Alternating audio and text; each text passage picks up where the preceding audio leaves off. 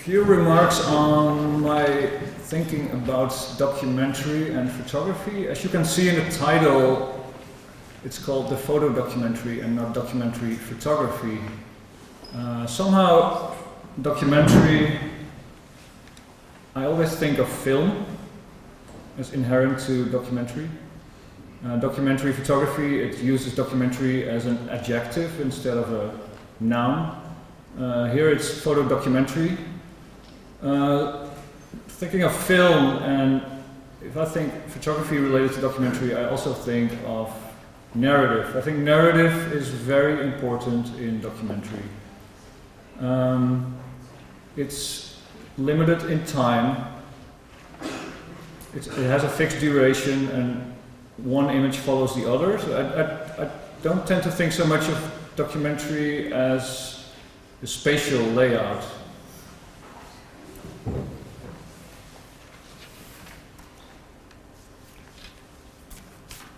Also, I don't think documentary photography is a genre. It's way too big to be a genre. I rather tend to go with ideas from Bill Nichols and Eric Barnow, who are two important theoreticians of documentary in the English-speaking world. And they go with the idea of the mode or the attitude. So I think you can have a documentary attitude to the world in the sense that you go out, you're curious to what's out there, and you work with what's out there, which we used to call reality, and now it's a very much discussed, debated issue. But if you work on something fictional, you use what's out there in reality just as building blocks for something related to your imagination. But in general, a documentarian is working with what he finds out there, and then he marries kind of his personal relationship to what he finds out there together with what he documents or records. I'm going to show at the end of my presentation a very important early digital-based documentary by Pedro Mayer, and in Spanish his title is Fotografía para recordar. And to record, it is also remember. In Spanish, recordar means to remember.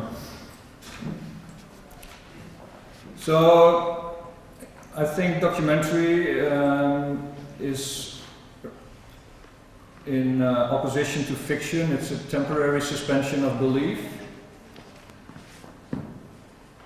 Time is important, duration is important, and also in comparison to art, documentary has a subject or a subject matter, and I don't think you can say of art that art is about something. Art is something, creates something.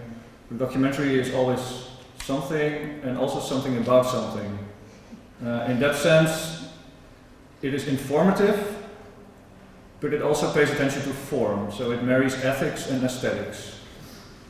The German word Bildung is beautiful in the sense that it educates you, but it forms you as well. It's not only information. Journalism tries to give you information, but a documentary is informative and formative at the same time.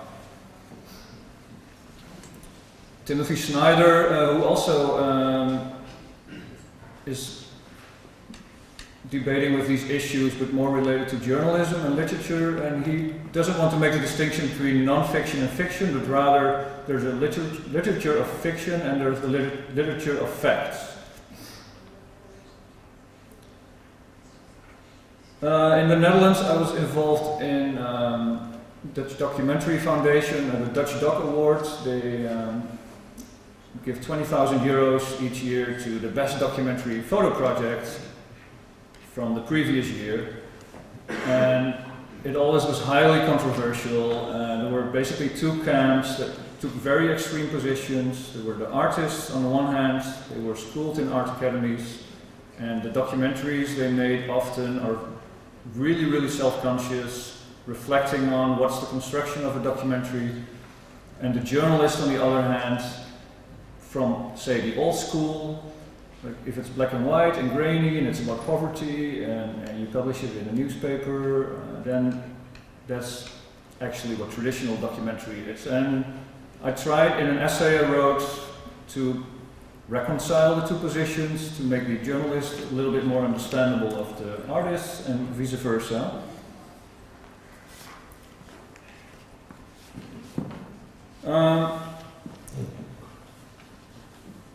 The photo documentary online, I think we live in very, very exciting times, in that there is so many possibilities, and we're all screenagers now, at least in the West. We all carry screens with us all the time, and we're connected.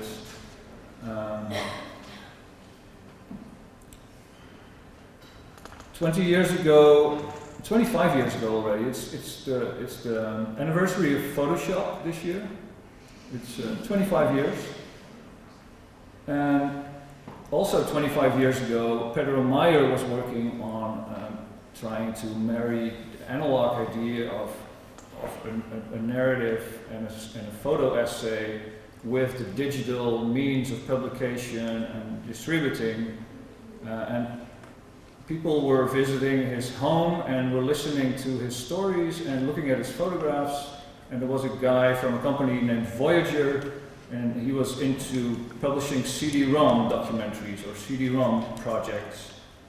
And he asked Pedro Meyer, please record this, and we're going to produce a CD-ROM, and you can go through this, basically a slideshow of images with him narrating, and it's a highly personal story. He records his voice telling about the end of the life of his parents, which he followed a couple of years photographing their last years, and very personally reflecting on the end of the life of his parents. And the photographs are really good, and the narration is very poetic, gentle. So it was published on a CD-ROM. It's a 700 MB disc you play on an old MacBook. I saw it recently on a 1999 MacBook, and it doesn't run on iMac laptop. It doesn't run on any later platforms.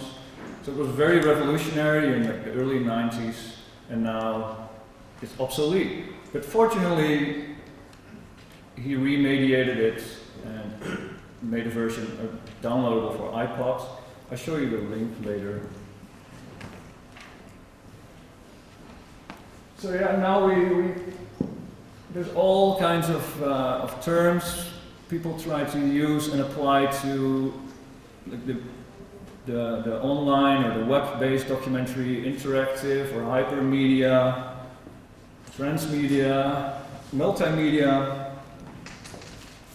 The interesting thing is that it can be both what I said before, the narrative thing, the durational thing, but it can also play with a spatial layout.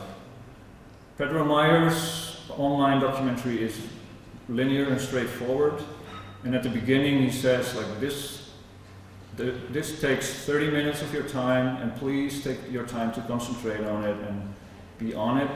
While many of the later documentaries online, they both use the idea of a narrative structure and a spatial structure, so you can, in that sense they're interactive, that you can choose to either go with a flow or you pick routes yourself. Like I want to go this way and then I can go that way.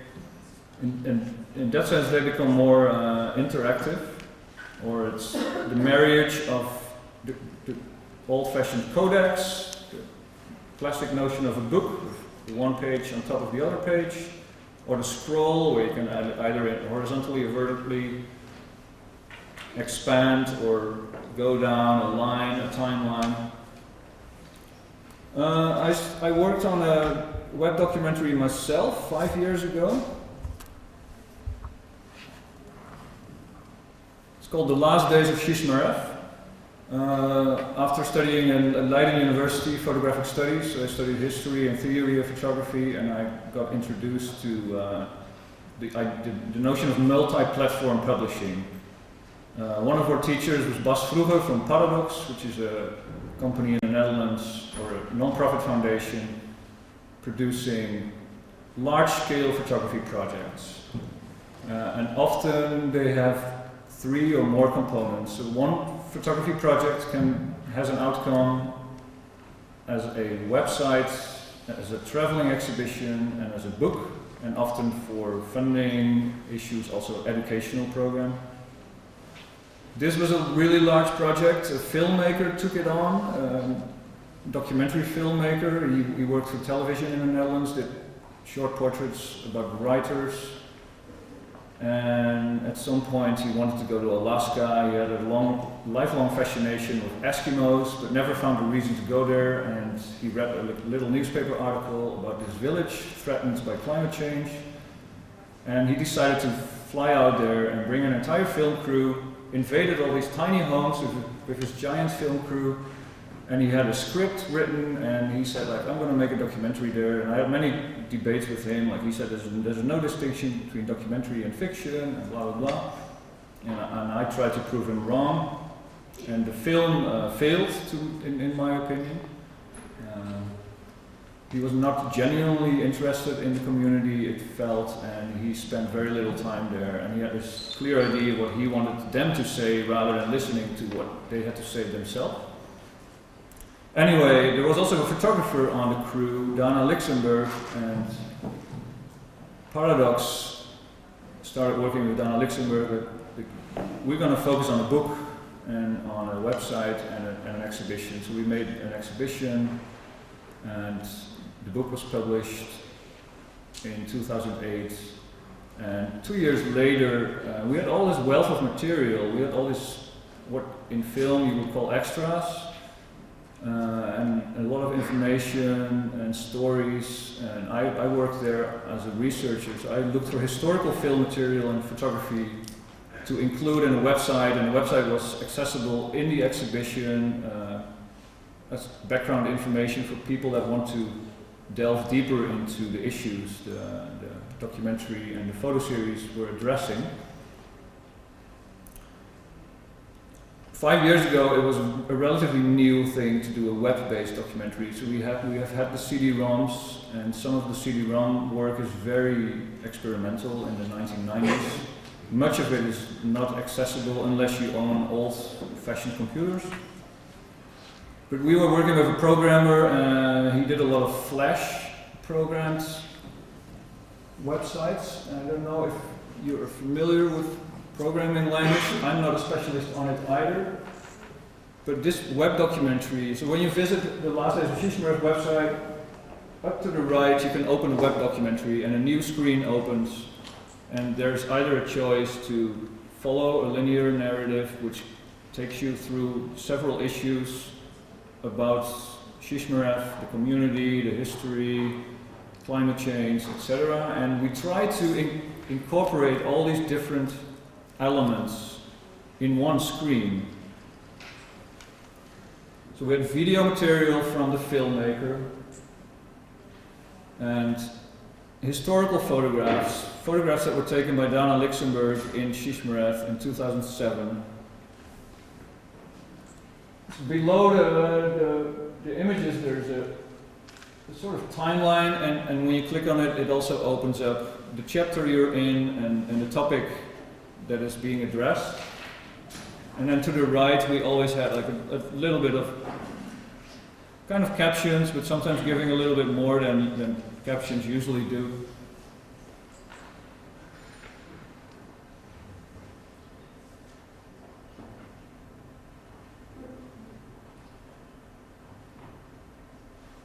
This is a still from a video that plays when you come to this chapter. There's amateur footage in it as well.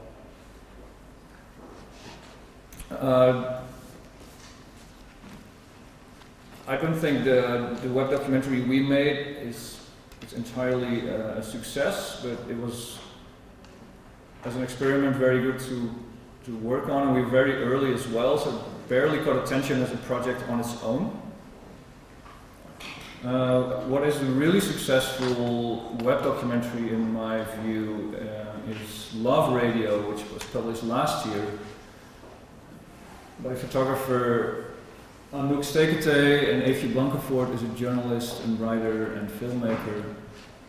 And photography is less prominent in this, so this marries truly a wide range of media, and it's about reconciliation in Rwanda 20 years after the genocide. And as you might know, a large part of the genocide was caused by hatred spread through radio programs. And now the same radio station tries to reverse and spread the message of reconciliation and love. So to have the Hutus and Tutsis through the radio gain mutual understanding of their really troubled recent history. And they documented the radio work they were doing and portraying people. And they had a really smart layout and design. So it was released as a mini-series upon its initial release. Now you can just go there and visit everything. You can see all the episodes. It's just like a radio, they would screen episodes. So every week they would release an episode of about 5 minutes. And then next to the episode there's an offline. So they have an on-air and an off-air. And the off-air there is a little larger, a little longer piece of video with background information and the people reflecting on the work they're doing there with the radio. And often you cannot even distinguish anymore between video and film. Sometimes there's a photograph and suddenly it's like moving.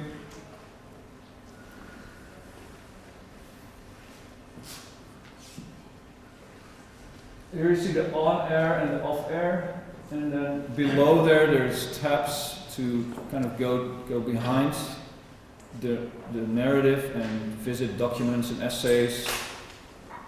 So in this sense you can also, it's layered. You can either follow the story as a series, or you go to deeper layers to see historical material and read essays. This one works on multiple platforms too. Ours is basically just built for to see it on MacBooks or iPads, and this one, I don't have a smartphone, but I have an iPod, so I can also saw some parts of it on the iPod, which works really well. This is the first web documentary. This was even earlier, and they call it the project website. So this is also a Paradox production. The Love Radio is not. Go No Go by Ad van Denderen, a photo book and the project website, and an exhibition that kept on traveling and traveling and traveling. This is again a very actual topic. It's about Ad van Denderen, as a photojournalist, followed migrants along also the Mediterranean, primarily from the mid-80s or late 80s till the late 90s. And then they wanted to bring it together in a book, and the book is really like a beautiful narrative flow, with dark black and white images, very cinematic. And the website, it gives a lot of information around topics of migration and tries to raise a debate as well online. But it kind of has fallen dead, so it hasn't been updated since a long time. At the time I was also dealing a lot with these issues of migration and working with refugees in the Netherlands and try to help them as much as possible. So this was an important work at the time for me to discover, and also the power of presenting the work online and on a screen. I worked as a photographer myself at the time, but analog. But whenever I had my work digitized, it was mesmerizing to experience it on a screen. So when you click on a photograph, you go to like a smaller sized image with an extended caption. If you click on the map, you see where migrants are coming from and where they're migrating to. And you can also follow the routes. We saw in the artist talk Vluchthilfe in German, or helping refugees. In the Netherlands we would also call it smokkelen, smuggler routes, smokkelaars. You can click on the cities and you see the travels they take. So it's a very immersive experience on one hand, and on the other hand it's also very informative. And one layer behind that, there's statistics. They're of course outdated already. But I like this idea of marrying form and information in this online environment. Then there's the CD-ROM project, which is not available at the time online. So I didn't see much of it. I just recently discovered this. I'm interested to see how this precisely works out, but it's again a refugee issue, but 10 years earlier. And the refugee crisis, as a side note, I think it's very much also a crisis of hospitality.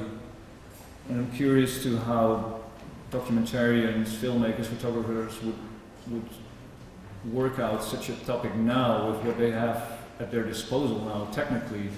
But this kind of works on the same idea as Go No Go. So it's geography, statistics, photographs with captions. And now the final example is still a very important work, which fortunately can be seen on the website of Pedro Meyer, as well as on iPod. I'm going to show you a little clip to finish my presentation. So I would encourage all of you, if you're interested in the online documentary, in storytelling with photography. The basic idea is so simple, but it's so elegant and eloquent, both visually and linguistically. And if you can, watch it on a small screen. It needs intimacy. I'm going to show a short 2.5 minute clip, and it's narrated in Spanish. Pedro Meyer was a Spanish photographer who emigrated to Mexico at a young age. In the beginning of his story, he tells about what his parents were doing in Europe, how they migrated just before the Second World War, and how he built his career as a child of immigrants. And then he reflects on age and how he relates to his parents while he was photographing them. He often focuses on hands and eyes, and he tells about how his father is losing strength. The piece I'm going to show you, the tumor was growing in his father's head. It caused his eye to go blind, and they closed one eye to force the bad eye to see. But increasingly he was having troubles talking, hearing and seeing, and communication goes through the hands. Sometimes you see Pedro Meyer's hand in the photograph holding his father's hand. But the strength is going away. They take him to the hospital with breathing problems.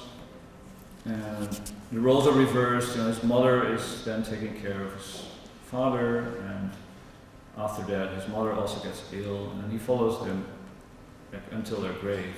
It's a 35 minutes, very intimate photo documentary, which was a revolution at the time in 91, and it's pretty much forgotten right now, but it has such a power also for people now that want to voyage into all the possibilities you have online and in a digital environment.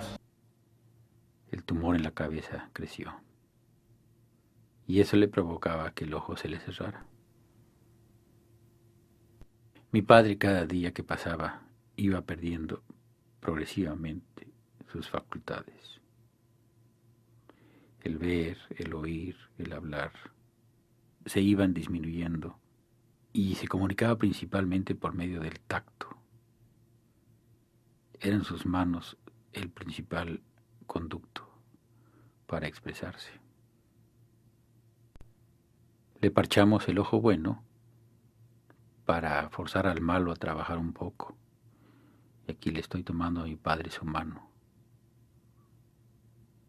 y yo creo que se puede apreciar la energía que en ese momento me transmitía. Esa sensación de fuerza que me llegaba de sus manos en realidad se ha quedado conmigo para siempre. Un largo rato nos quedamos así tomados de la mano, mientras que con mi otra mano accionaba la cámara.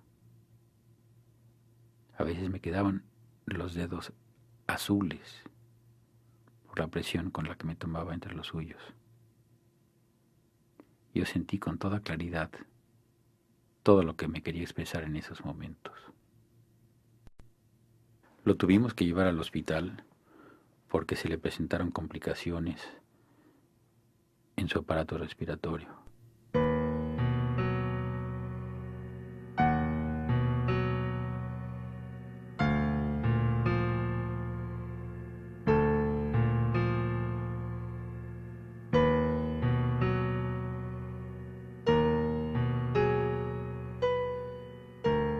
No podía dejar de observar la marcada diferencia de cómo todos le tomábamos la mano en la casa con la manera en que lo haría un ayudante en el hospital.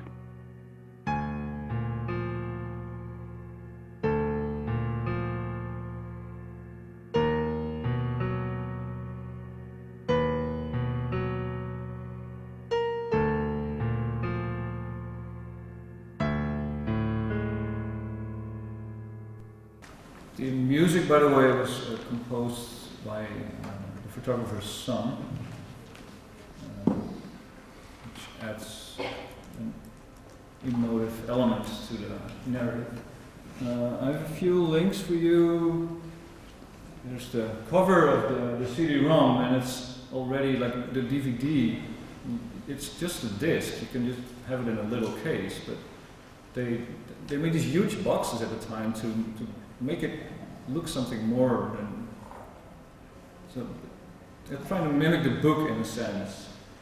With the back, you can place it in your on your bookshelf rather than a disc throwing around. And the web documentary, of course, has no physical presence anymore in that sense. That's a screenshot of the CD-ROM, like the old layout interface. You can also just scroll through the pictures yourself. I'll give you a few links if you're interested in seeing more. The International Documentary Film Festival in Amsterdam every November has a program, exhibition and lecturing program called Doc Lab. So they try to bring together the documentary at the digital frontier, so to say.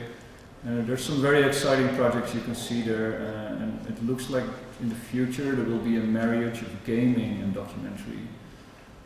There's one you can also see at the ITFA site. It's called Fort McMoney, which tries to marry gaming and documentary. So as a visitor, you can pick a position. You become a character within a documentary, and you have to make decisions yourself about important social or political issues. So explore, and I'm happy to take any questions and discuss further. Thank you so much for introducing this